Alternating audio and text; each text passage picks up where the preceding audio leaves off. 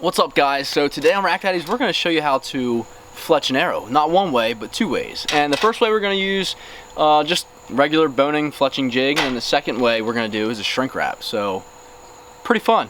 Alright, so the first way, guys, is using the Bohning archery fletching jig, and to do that all you need is, of course, your fletchings. The stuff you're going to put your fletchings on your arrows, preferably Carbon Express, but just my opinion. And some platinum Fletch type Bohning fletching glue, along with a mouse pad. Any old mouse pad or something you can roll your arrow on easy to get your arrow wraps on should you choose to use them.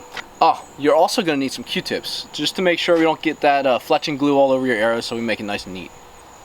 Alright, so the first step in the build your arrow process is to get your wraps on the arrow, because you need that down before you start anything. So what you want to do is you just want to take it, peel it off of whatever decal strip thing you got from Bohning or the arrow guys or whoever you guys are ordering your stuff from, and lay it down on this mouse pad, because you need something that's going to evenly compress the wrap going onto the arrow so you don't get any bubbles or anything like that. But what you really want to do is make sure it's lined up, and what I like to do too here is make sure this the knock collar is pretty much parallel with this edge of the arrow wrap, so you can make sure it goes on nice and even and you won't get any like hockey tape looking twists in it going down through. So when you get that, make sure it's lined up nice and straight, and then press down and roll evenly, and then you have a perfectly wrapped arrow. So you don't really necessarily need to do an arrow wrap. This is kind of more just like an aesthetic thing that people choose to do, and I think it looks cool too. So if you don't want to do that and just do the fletchings, skip that step and skip right to the next one. Alright guys, so the next step after you get your arrow wraps on your arrow, we're here working with the Bohning fletching jig. That brings me to another point. All the stuff that we're using here, or for anything that you need for putting your own arrow together, there will be links in the description of the video for where I got these products. But what you want to do is you want to make sure with this specific jig here, I know there's a bunch out there that you don't need to take the knock off necessarily for, but this one you're going to want to. So make sure you have a tool or something nearby where you can actually use to get this off instead of biting it, because I know Axel likes to do that, so you can hurt your teeth. So nice and easy, and no harm, no foul. So you want to open this up, and there's actually a little like spring-loaded handle here on the side that keeps it open for you. You can see it, the bottom of it pop open right there. All you want to do is just slide this right on the top there, and it actually comes with different sized kind of holsters right there for your arrow, depending on what diameter, inside diameter you have. But you're going to want to put this in there, and then you're ready to put your fletchings on the jig. Alright, so for this next step, next part of the building your arrow process, you're going to want to get your fletchings that you want. This arrow specifically, I'm just using it all black, kind of just because it looks cool. I know a lot of people like to have the one odd color vein out, so you could do two black and one white, or vice versa, whatever floats your boat.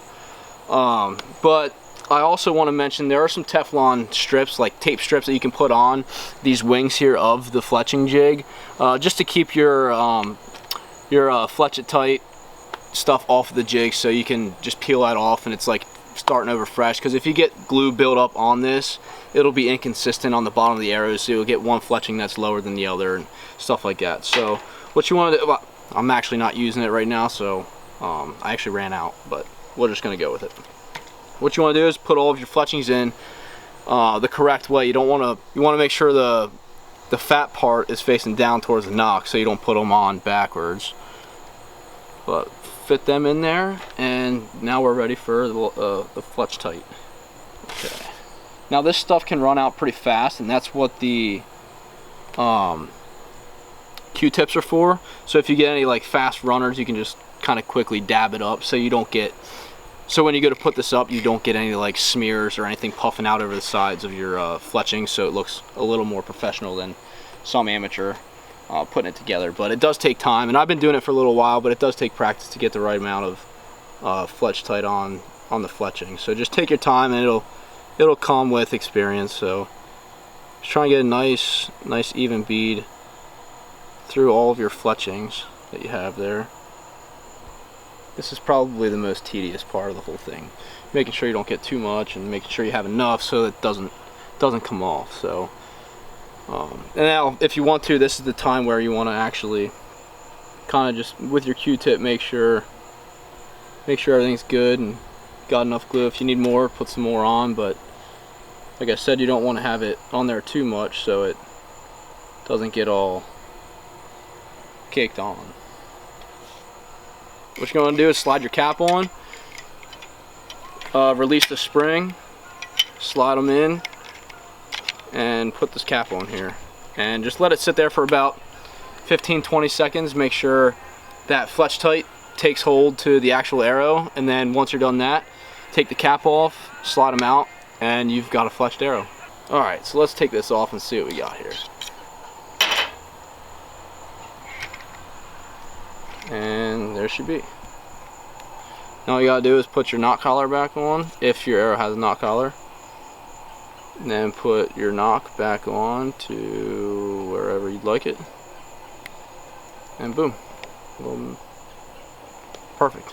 But just another quick pro tip that I've kind of picked up through the few years I've been doing this, and just thing I know some other archery shops and stuff do, is they actually like to put a little bead on each tip of the fletchings, just to make sure, just a quick little bead, just to make sure that if you get a pass through on an animal or if it goes through your target, the fletching doesn't rip up. Alright guys, so the second way, and personally my favorite and quickest and easiest way to do it, is with the, not necessarily the nap quick fletch jigs, but you can get them in Bohning and other brands too, but it's just a shrink wrap jig that comes with the fletchings pre-set on the wrap, and all you gotta do is slide it on your arrow, get it pretty much configured to where you want your odd vein out facing. So me personally, it's right in line with the maxima. Get that lined up. Now you're ready for a boiling pot of water and you can go shooting. So for this type of arrow fletching, all you gotta do is put it in boiling water and you're done.